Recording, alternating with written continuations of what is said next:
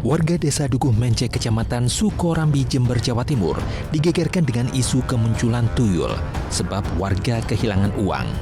Kejadian kehilangan uang diderita pemilik warung dan toko. Warga bahkan memasang spanduk waspada tuyul di sekitar lingkungan permukiman. Salah satu korban terpaksa mengganti uang milik warga sebesar Rp50.000 dan Rp100.000 yang dikelolanya karena hilang secara misterius. Ya takut Pak, kalau ada uang nanti hilang tidak belanja saya Pak. Lama udah Pak. Saya yang sering hilang, Uangnya orang lagi Pak. Aduh, Ya nomborin kok Pak, kok tak laku. berapa Bu? Hilang berapa Bu? Ya satu harinya itu hilang 100. Memang ada beberapa warga itu yang merasa kehilangan uang 100, ada yang 50.000, 100.000 seperti itu. Cuman kepastian itu diambil sama tuyul ini kan juga belum pasti.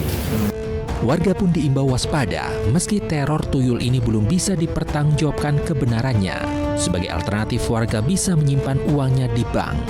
Sementara polisi meminta warga untuk mencopot banner waspada tuyul tersebut agar tidak meresahkan. Dari Jember, Jawa Timur, Bambang Sugiarto, iNews melaporkan.